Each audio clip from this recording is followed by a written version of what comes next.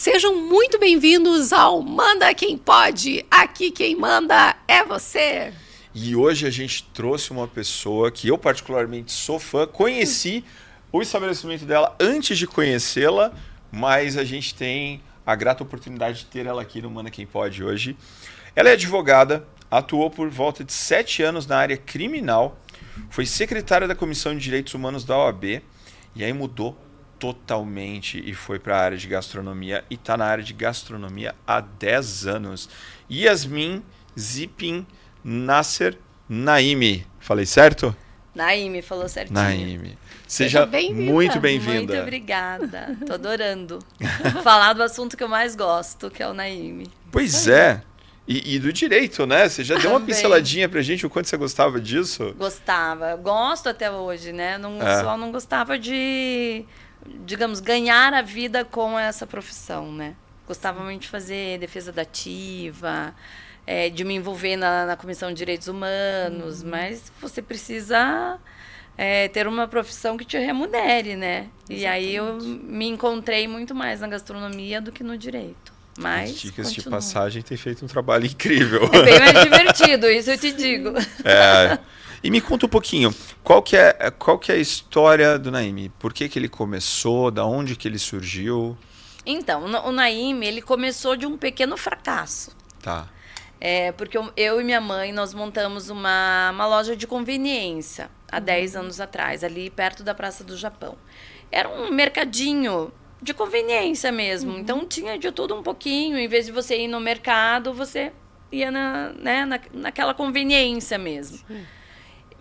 Mas na época, acho que a gente abriu cedo demais. Talvez hoje fosse um negócio que daria certo. As pessoas gostam dessa comodidade, né? Sim. De você não precisar ir num grande mercado e tal. Mas naquela época não pegou.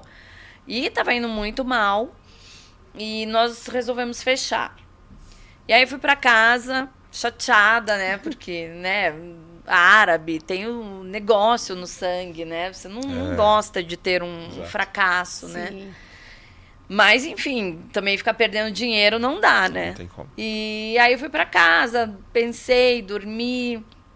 No dia seguinte eu chamei minha mãe, eu lembro que eu peguei um calendário assim, circulei o dia, falei, mãe, vamos tentar mais 30 dias fazendo a esfirra da avó Naimi. Aí minha mãe, tá bom, quer tentar mais? Vamos tentar. E era um mercadinho, então não tinha estrutura nenhuma de restaurante, né, nada. E aí nós compramos um forninho no Mercado Livre, lembro que a gente pagou assim, tipo, R$300 no forninho.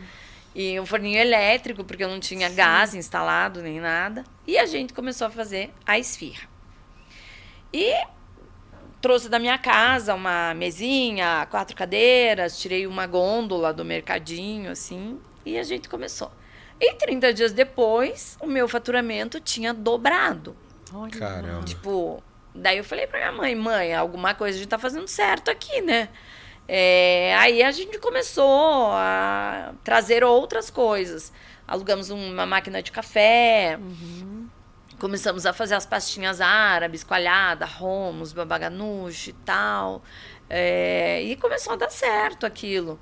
Aí minha irmã, na época, minha irmã não morava em Curitiba. Quando ela chegou, ela falou assim, viu, deixa eu contar pra vocês, né? Vocês já viraram um bistrô de comida árabe, né? O que vocês estão fazendo com essas gôndolas aqui e tal? Vocês têm que se desfazer disso e realmente, porque o nome já era Empório Naimi, então tinha tudo a ver com a minha avó já, né?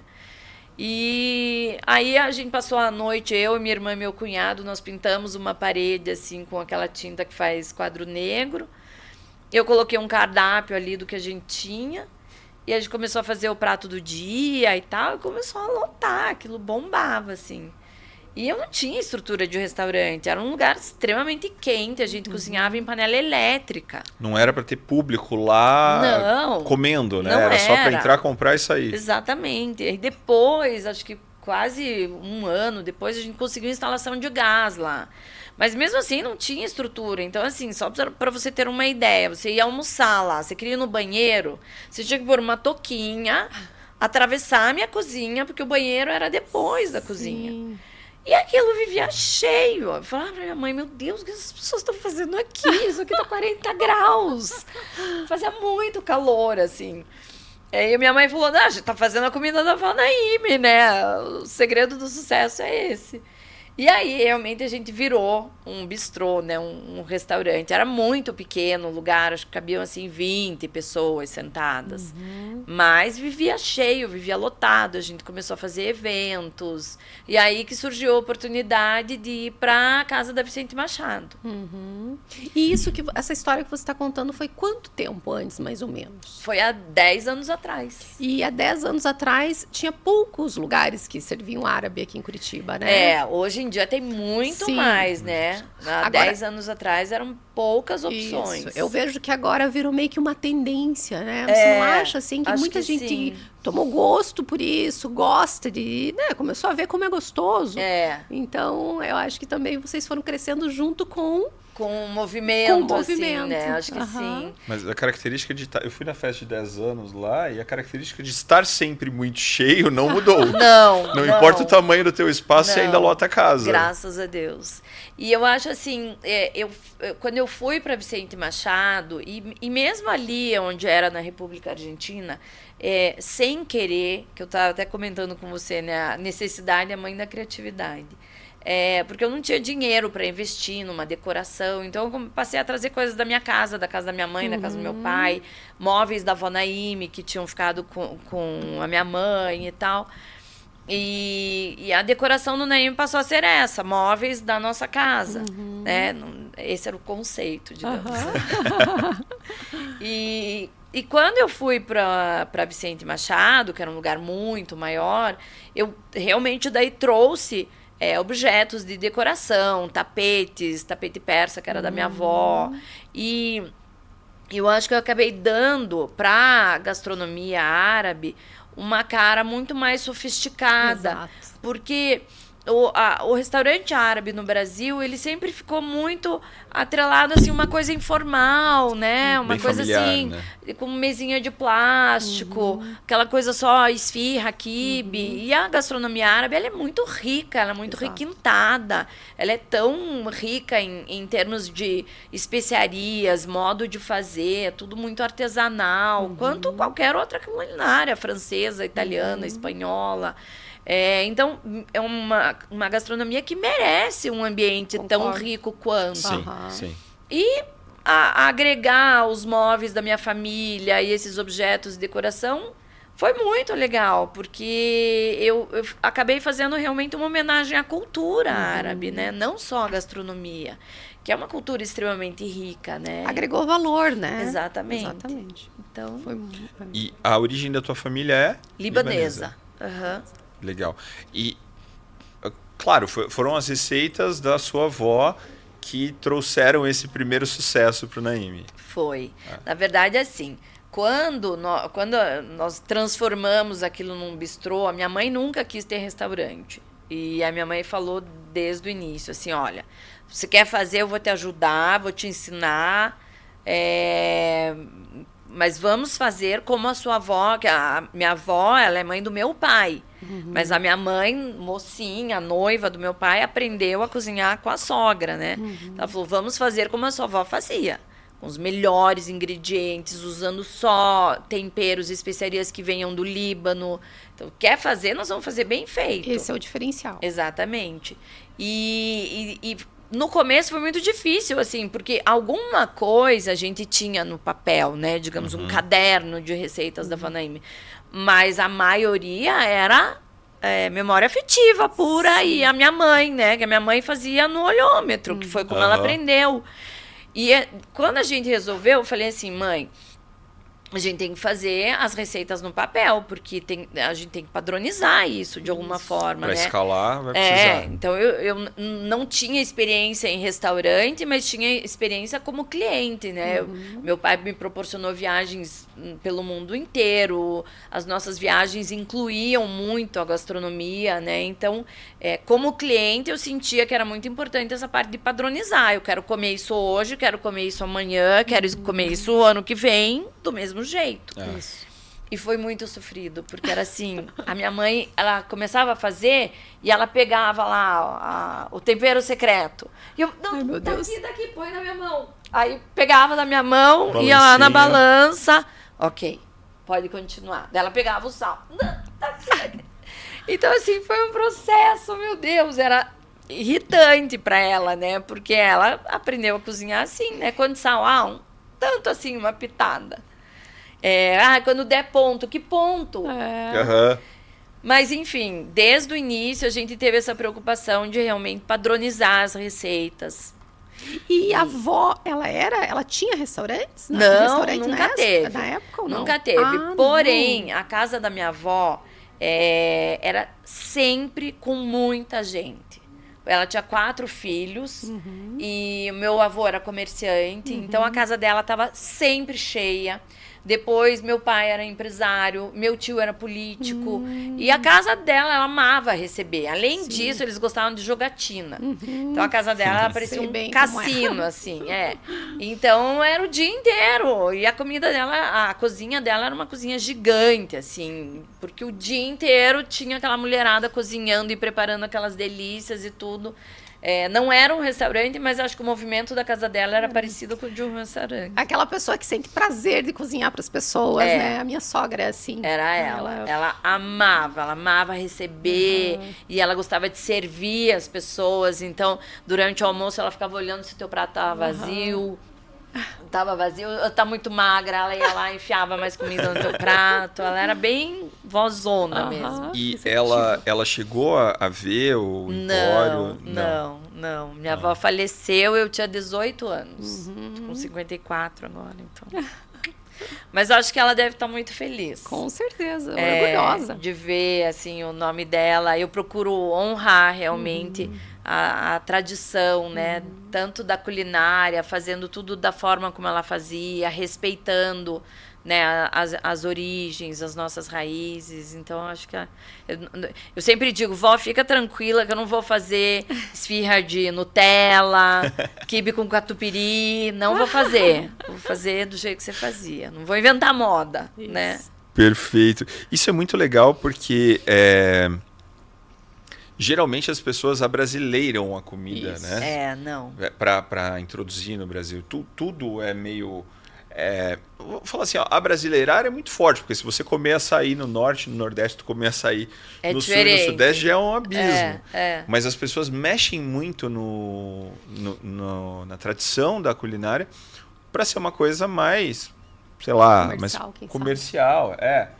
E o Naime não segue essa tendência. Não, né? Eu acho que é um erro que as pessoas cometem ao abrasileirar, porque assim... Eu vou comer uma comida japonesa, eu quero comer uma comida tradicional. E eu acho que em relação ao árabe. Então, por exemplo, a comida do Naime... Primeiro que o Naime é frequentado por muitas famílias árabes. E isso já é um sinal de que realmente a nossa comida é autêntica. É a comida que você vai comer no Líbano. Em qualquer casa libanesa, em qualquer restaurante árabe no Líbano, a comida que você vai encontrar lá é a comida do Naime.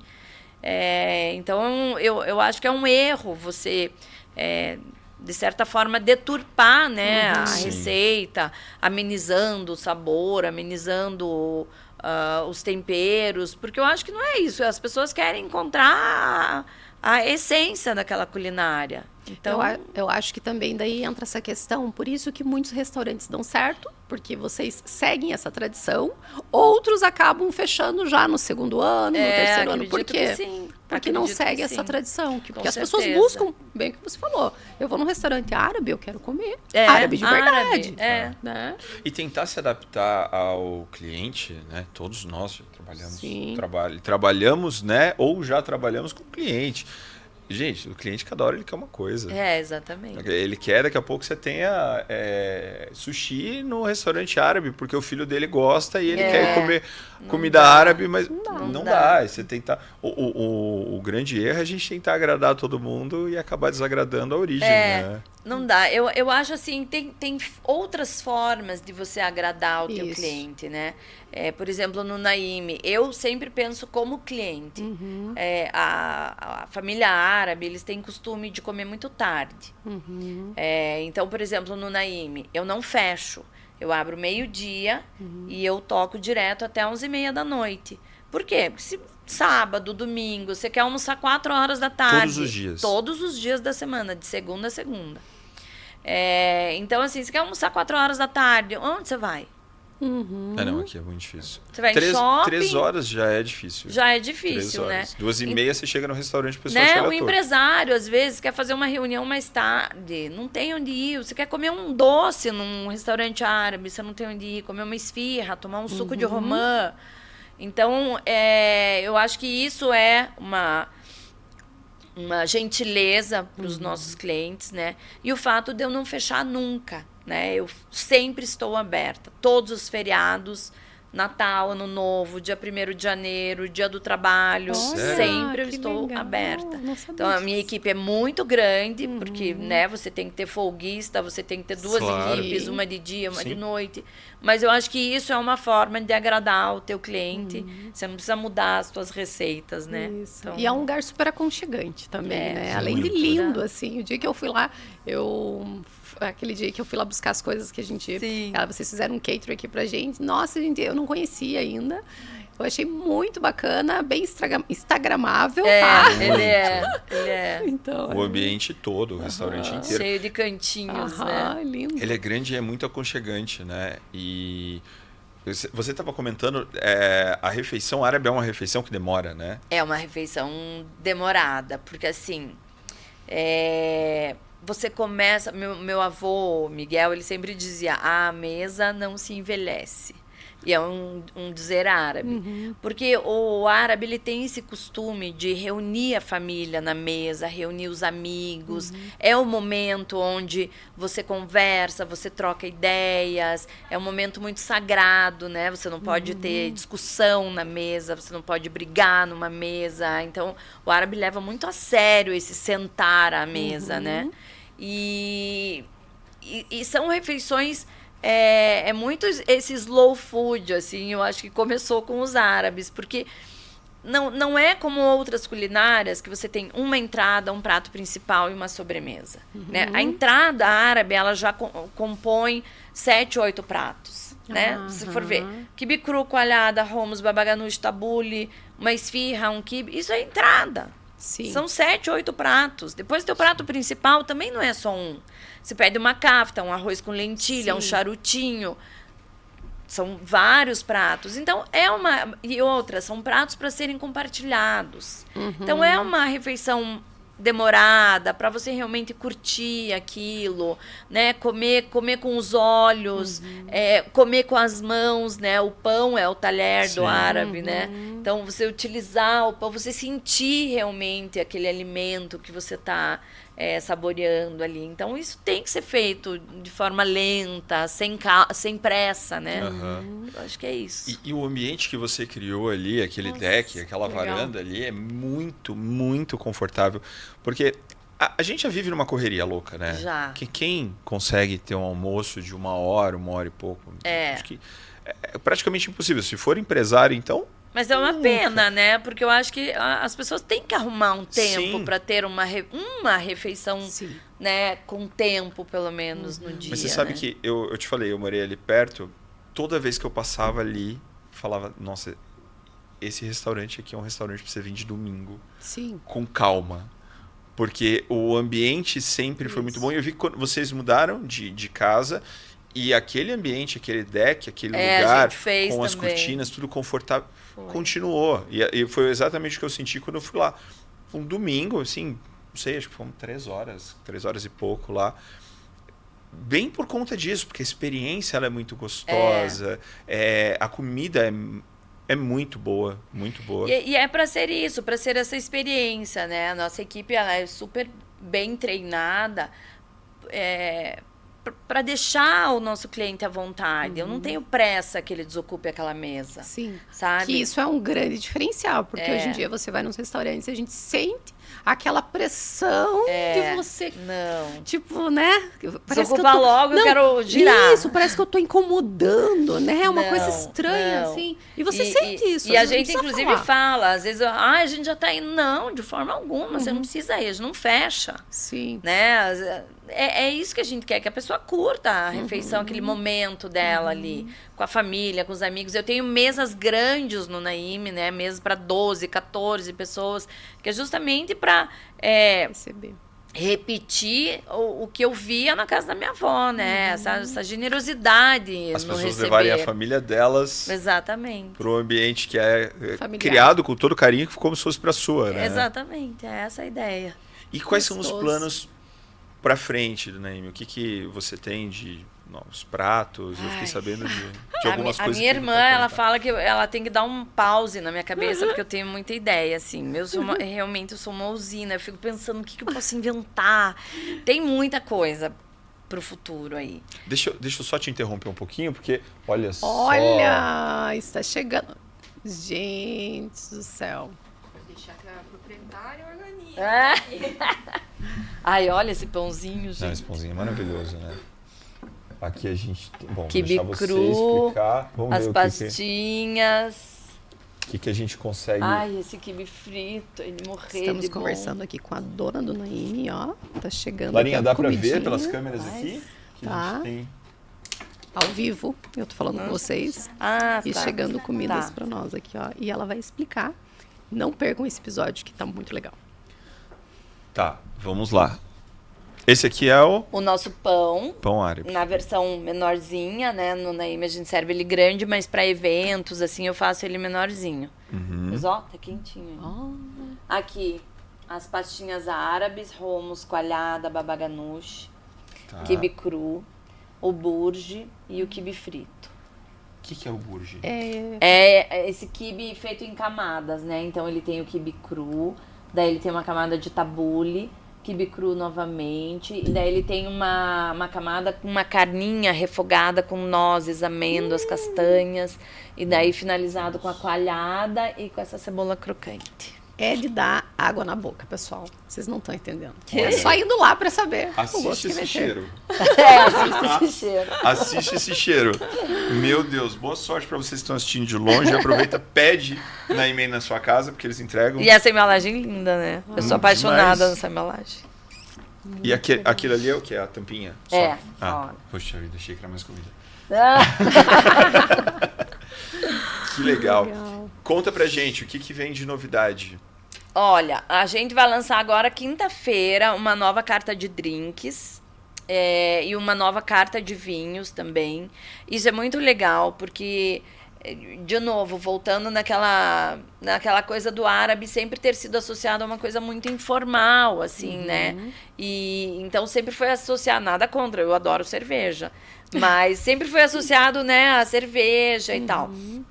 E o Líbano, para você ter uma ideia, os fenícios já produziam vinhos há 7.000 anos antes de Cristo no Líbano, no lugar que hoje é o Líbano. Então, vamos falar que o Líbano, ele tem produtores de vinho há 9.000 anos. Olha! Então, são vinícolas antiquíssimas, vinhos de extrema qualidade, que não são ainda conhecidos. Não é conhecido, né? Na Europa ainda você vê, bem comum, assim, mas assim, no Brasil é muito raro. E no Naíme, todos os rótulos de vinho que são importados para o Brasil eu tenho. Então, hoje eu tenho próximo de 30 rótulos libaneses no Naíme. A nossa carta conta aí com 160 rótulos. Desses 160 rótulos, quase 30 são de vinhos libaneses.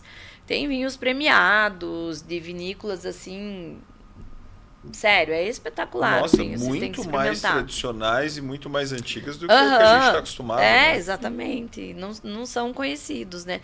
Então, quinta-feira a gente vai lançar essa nova carta de vinhos e falar um pouco sobre essa parte do Líbano que as pessoas não conhecem ainda.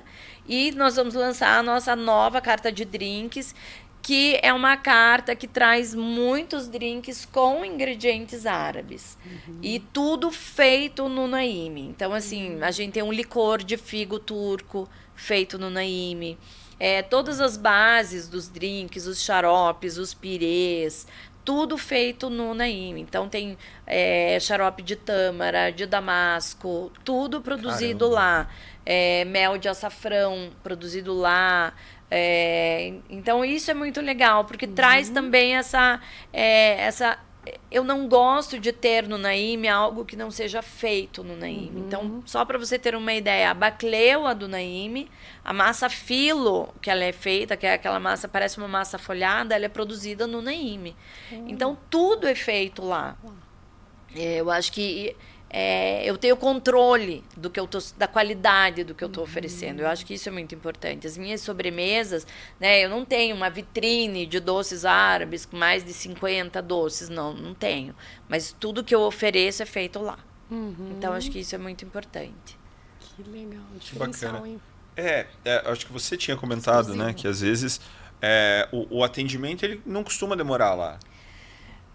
Não é um atendimento express, digamos Não assim. é fast food. Não é. Mas até aí também, acho que quem vai lá não quer um fast food, né? Mas às vezes, digamos, às vezes o Naim tá muito cheio, tá com fila de espera, tem o delivery bombando, tem evento no andar de cima. Claro que às vezes ela demora um pouco mais. E por que ela demora? Porque tudo é feito na hora. Sim. Esse tudo quibe fresquinho, aqui, né? Não é congelado. Saiu uma porção de quibe, eu tenho 2 pessoas enrolando o quibe ali, como a minha avó fazia, na mão, e fritando na hora. O pão é assado na hora. O meu quibe cru, ele é batido na hora. Porque nós estamos falando de carne crua. Então, assim, você pediu, eu vou lá na cozinha bater. Não fica nada pronto. Eu não asso esfirra 8 horas da manhã para servir meio-dia. Entendeu? Então, claro, tem a qualidade que tem. Exatamente. Porque é tudo feito na hora, não fica nada pré-pronto. Não é nada de um dia para o outro, não, né? Então, assim, o arroz com lentilha, ele é feito todo dia. O meu charutinho, ele é feito todo dia. Então, claro, é uma culinária que às vezes ela é um pouquinho mais demorada. Mas qualidade. Eu acho que quem vai lá já sabe, né? Que vai para esperar um pouco mais, até porque vai receber uma comida fresca, né? Que acabou de ser feita. Então, acho que ela tem o seu tempo, né, de preparo. Eu acho que isso sim é um grande diferencial. Porque eu acredito. Uma coisa é comer para matar fome, outra coisa é ter uma experiência. E saber que, né, o quibe ali chegou agora, ele tem 30 minutos de vida. Exatamente. Isso é muito bom, vale a pena, né? Eu brinco, eu li isso na internet uma vez e falo que o pior dinheiro, o dinheiro mais mal gasto do mundo é o dinheiro gasto com comida ruim. Né? É verdade. Porque você gastou dinheiro, gastou teu tempo, gastou teu paladar. Expectativa, calorias, tempo de esteira depois para queimar aquela comida. Já era. É triste. Muito triste. Isso E você ter a experiência de comer num lugar que você sabe o cuidado. E vamos combinar, não é só cuidado, é carinho. É carinho. Porque para você fazer tudo isso fresquinho, na hora, movimentando. Quantas pessoas você tem na tua equipe 48. lá? E assim, eu vou te dizer que nós temos lá no Naim um manual de conduta, de procedimentos, e tem até um filme que eu fiz sobre isso, porque eles precisam entender o carinho que eu tenho pelo meu negócio, que é um negócio que carrega o nome da minha avó. Começa por aí, né? Então, meu Deus, e você está servindo, o alimento é uma coisa sagrada. Eu sempre digo para eles, cara, você está de mau humor, vai para casa. Não atenda o cliente, não cozinhe. Porque a gente tá ali para colocar amor naquilo ali, na comida. Você tem que estar... A minha cozinha é o oposto de outras cozinhas que eu conheço por aí. É um ambiente feliz, alegre, as pessoas estão rindo, estão brincando, estão de bom humor. Eu gosto que tenha a lembrança que eu tinha da cozinha da minha avó, sabe? Eu deixo colocar em música, porque tem que ser um ambiente de alegria, de amor, de carinho. Saudável. Saudável, exatamente. Isso então, claro... Tem respeito, tem regras, tem normas, Mas tudo com muito carinho. Da minha equipe com os clientes, meu com a minha equipe, com os meus clientes. A gente procura ter um relacionamento que vai muito além do profissional. Sim. Eu acho que isso também é um segredo do sucesso.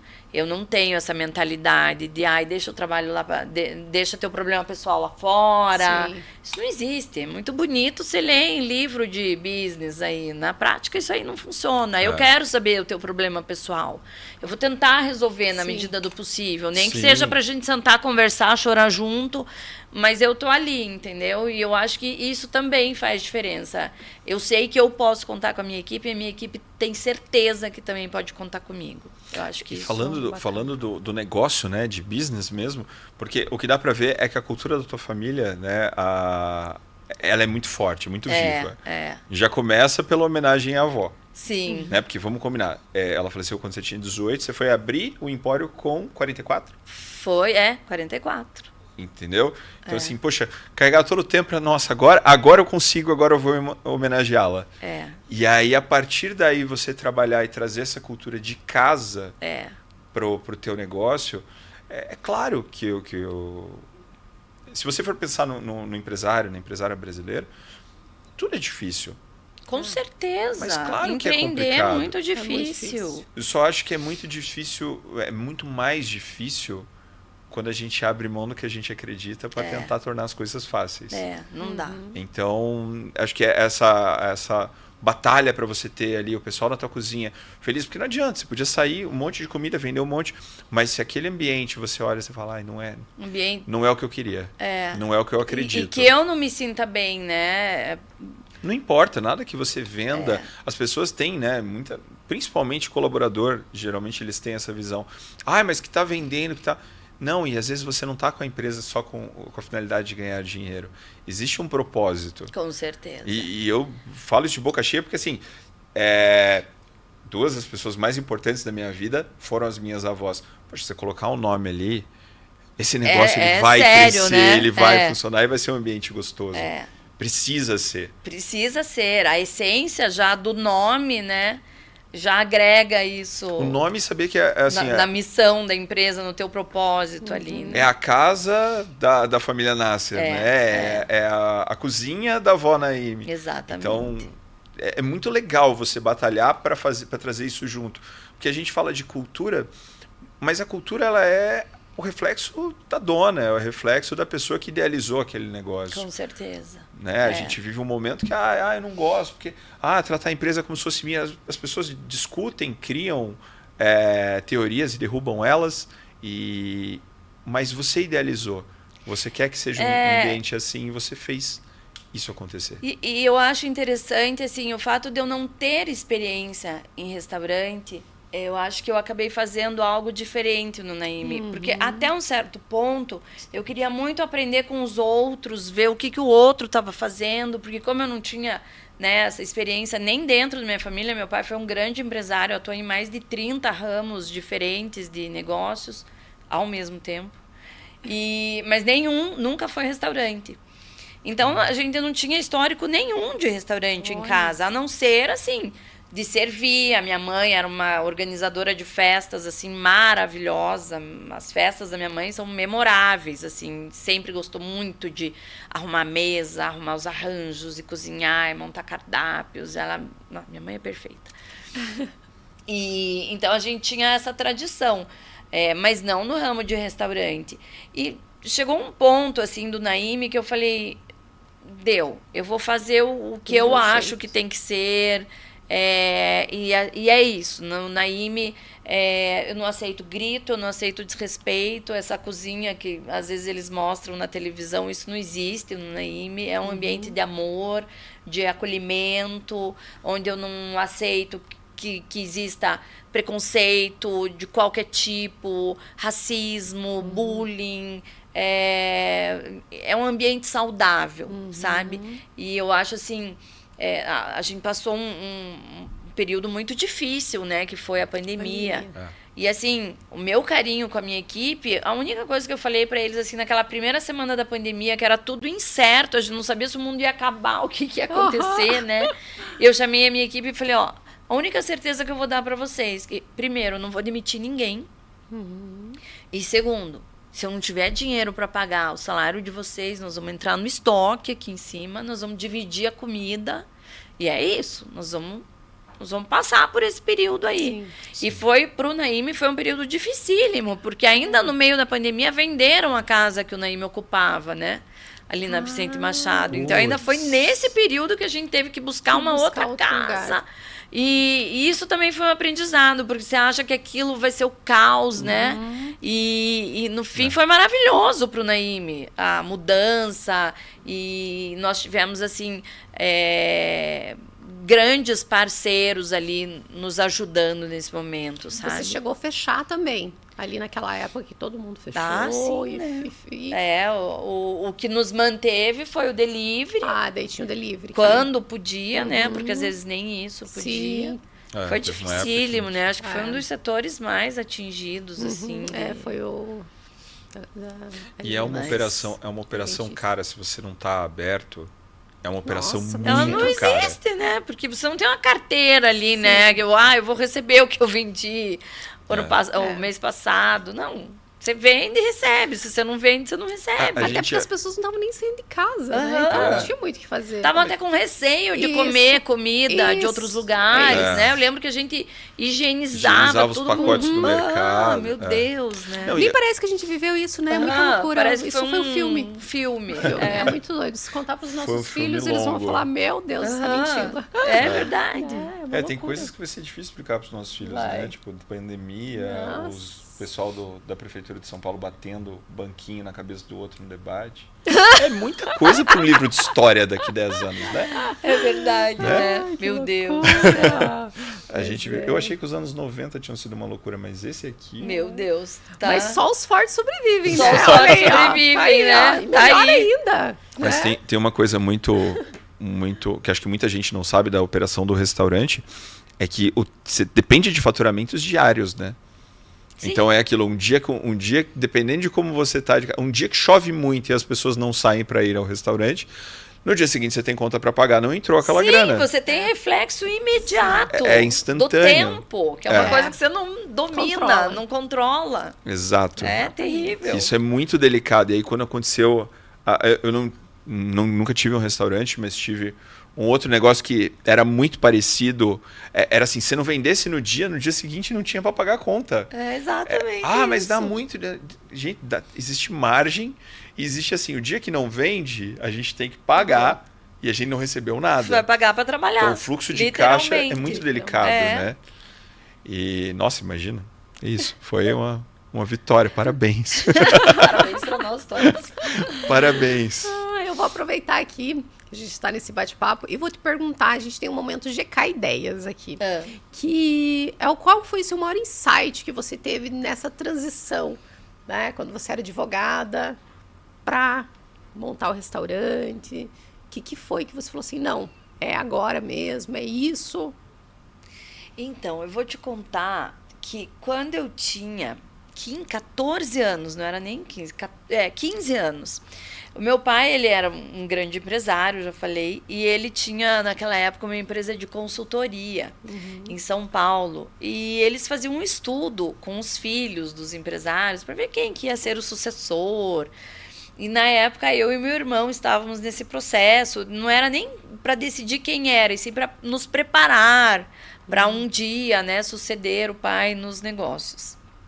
E nessa época, essa empresa de consultoria, eles aconselhavam a que o filho do empresário montasse um negócio.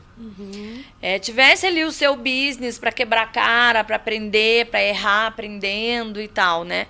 E quando eles sugeriram isso, a minha primeira ideia foi montar um restaurante árabe. Então isso lá com 15 anos. Olha só. E aí meu pai não podia se impor muito, mas meu pai me demoveu da ideia, porque ele falou assim, filha, o restaurante árabe, normalmente o ramo de restaurante é tocado por famílias.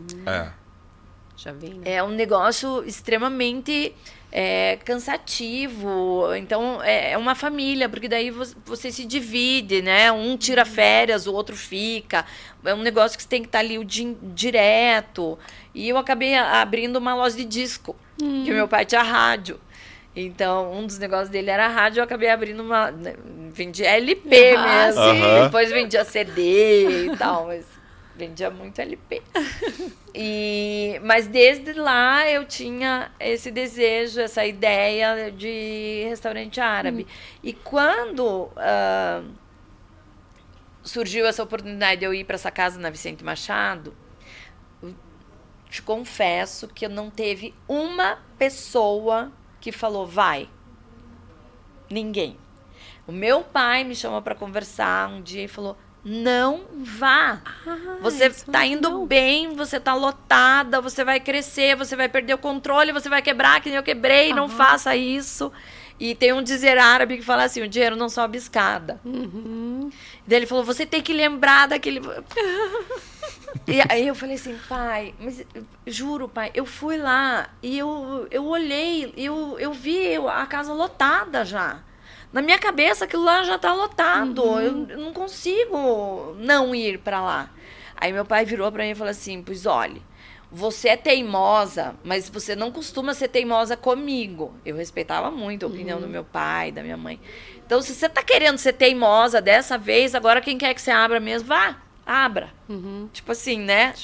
Você nunca me contraria, mas dessa vez você está querendo contrariar, vai que eu tô errado, né? E eu fui. Meu pai já faleceu há 6 anos, mas ele chegou a ver o sucesso do Naim, assim, o olhinho dele brilhava quando ele ia lá, ele olhava e não dá nada, né? Não é que deu certo o negócio. Olha só. Acho que foi isso. Mas dando certo, eu digo, só dá errado para quem desiste. É verdade. Pra quem não tenta, né? Porque enquanto você está tentando, tudo é ajuste, né? Tudo é ajuste, gasto de energia. Não quer dizer que, né, não vai ter que reforçar o botox, não vai cair os cabelos, né? Não, e não quer dizer que você não tenha vontade, às vezes, de desistir, né? Sim. Às vezes Normal. fica difícil, Isso mas... faz parte, né, do empreendedor. Assim, faz parte. Eu acho que o DNA já vem com essa ferramenta aí para você ultrapassar a dificuldade e continuar tentando, né? Você tem filhos? Não tenho. Tenho 48 filhos.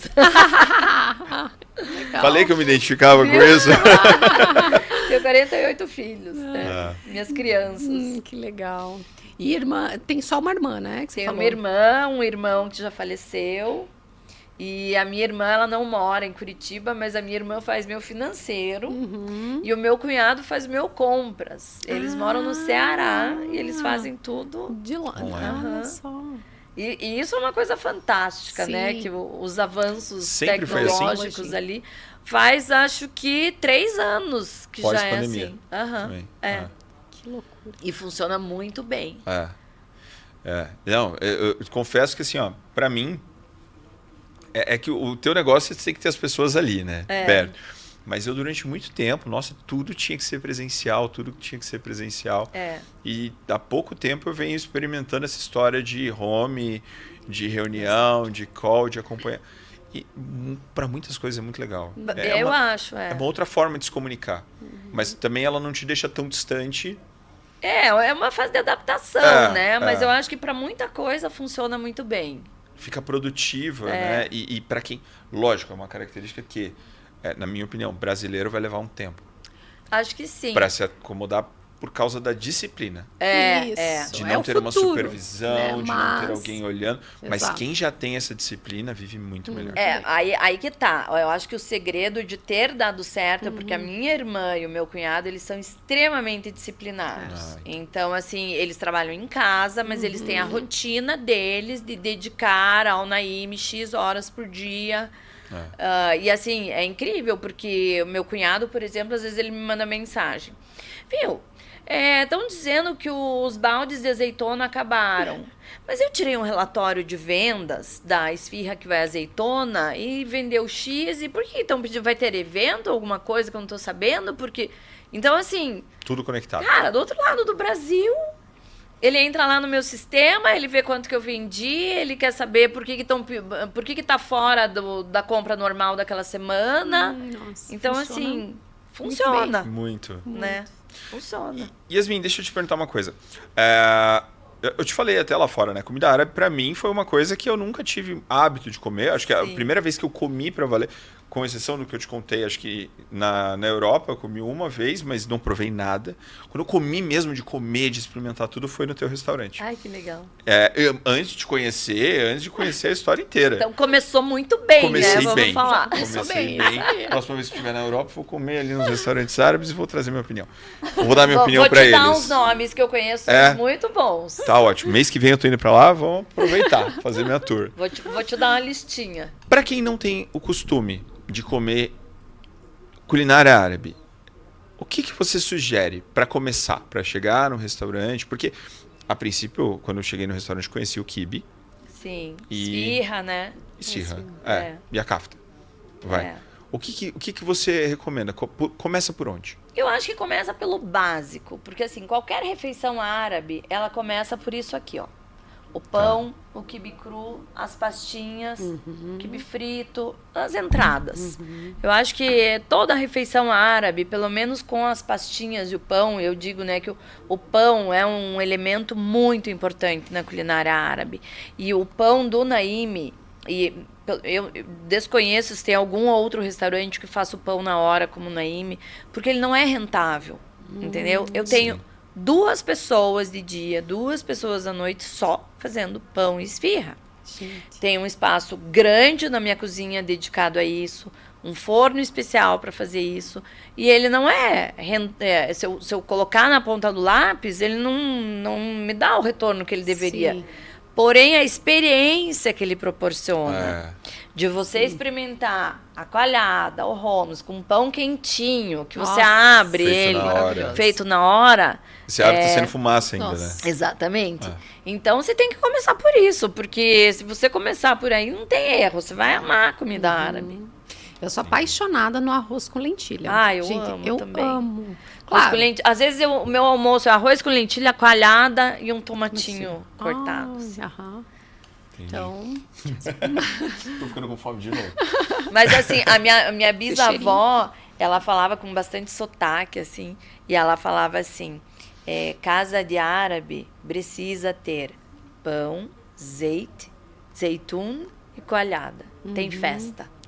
Que é isso, uma casa de árabe, você serve ali um bom azeite de oliva, um salzinho, azeitona, coalhada, pão. Você tem uma festa, você tem uma refeição. Falta o povo cantando e o povo dançando. Só.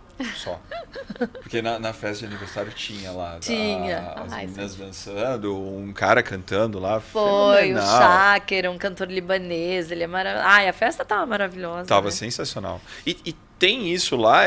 Tem um restaurante direto cantando? Tem, direto. Muitos restaurantes têm. Vocês fazem eventos lá também ou não? Fazemos. Eu faço tanto evento no Naim quanto fora do Naim. Evento corporativo, evento na residência das pessoas. E eu tenho um andar em cima totalmente preparado para eventos. Tenho outra estrutura de cozinha, de bar em cima para atender. Digamos, ali no andar de cima eu consigo atender até 60 pessoas. É bem... Caramba.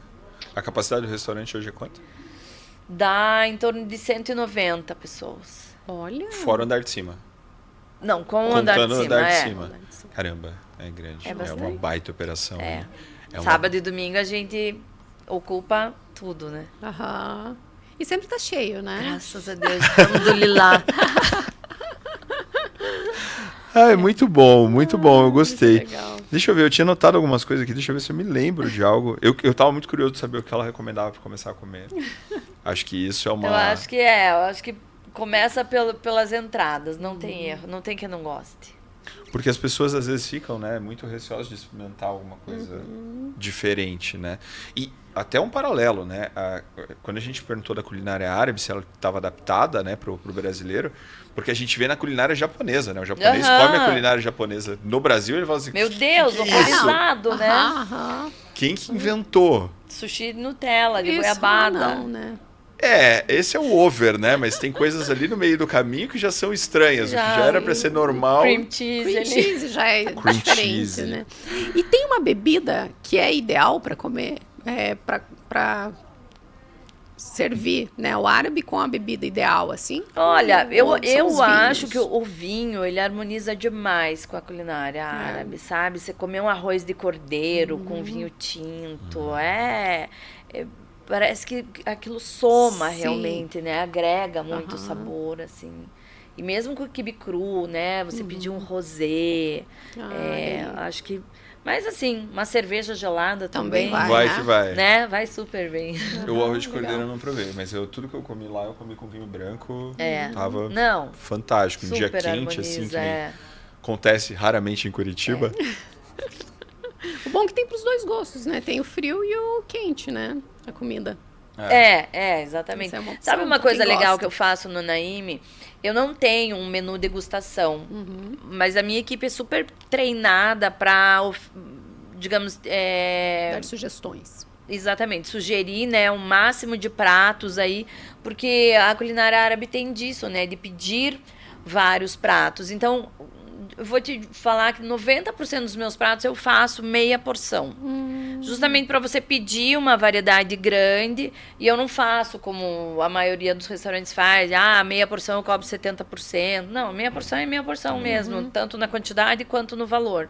Que é justamente para te dar essa oportunidade de experimentar vários pratos numa refeição. Então, isso é legal também. Bacana. Faz toda a diferença.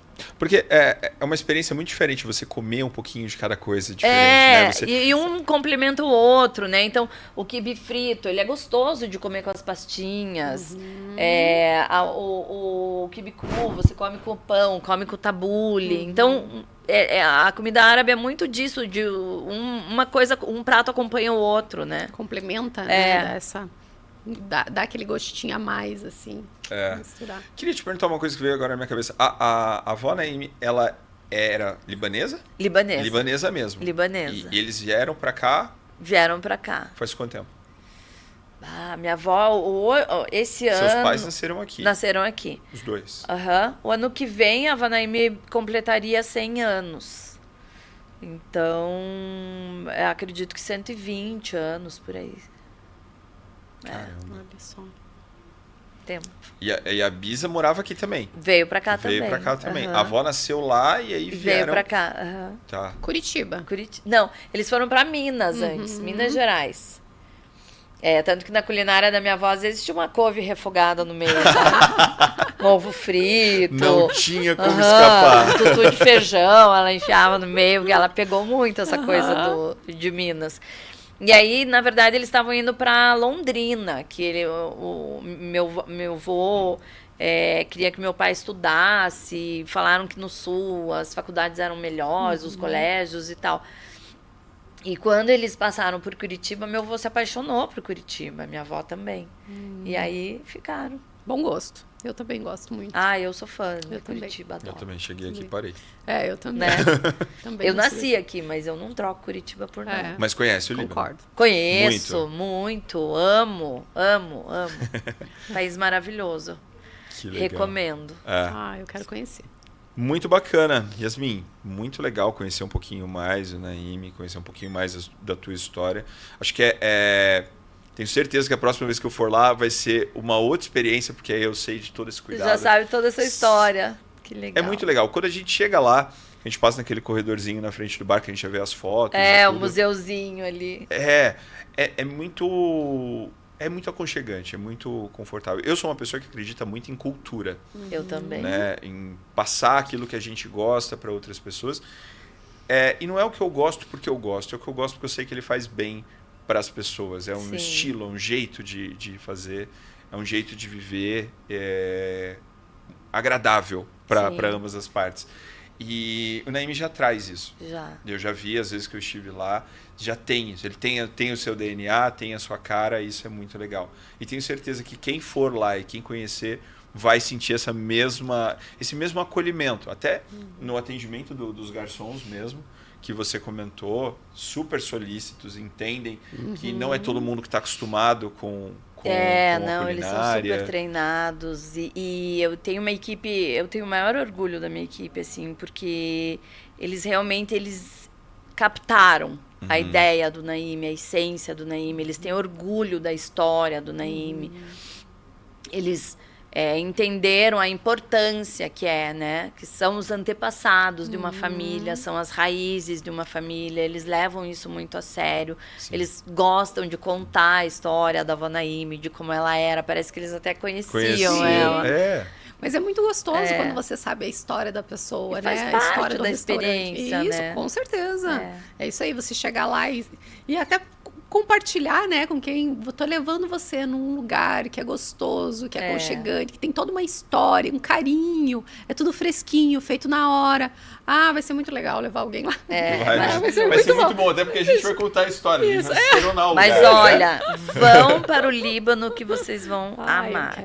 Eu realizei esse sonho com meu marido, ele que me levou. Eu digo que é um polonês libanês, porque não tem nada de árabe, loiro, de olho azul, mas ele amou o Líbano, assim, ele falou que foi uma surpresa para ele, que ele não imaginava que ele ia amar tanto um país. Eu acho que deve ser muito diferente, assim, né? Que não é um destino turístico que as pessoas falam tanto. Não é. Mas... E, meu Deus, é lindo, as praias são lindas. Mas não é um destino turístico que as pessoas falam tanto, mas quem tem descendência... fala muito. Porque é espetacular. E tem muita história, né? Você estava falando de história. Gente, o Líbano, né? É um berço da civilização. Tem cidades ali que carregam, né? É incrível. É muita Quero coisa. Conhecer.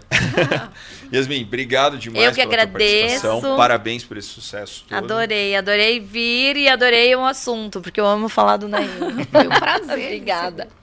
Esperamos em breve Naim pelo Brasil inteiro, tá? Isso. Quem sabe? Quem está assistindo a gente, eu tentei. Agora é com ela.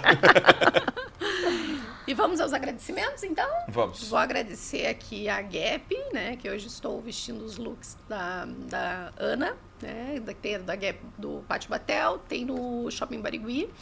A Ana, que fez nossa maquiagem, da Naime, do Gui. Da Yasmin. Já trouxe... Eu falei tanto Naime aqui. A Ana, minha cliente, amiga, amada. Tenho paixão pela Ana da Gap. A Ana da Gap, ela é uma querida, né? Então...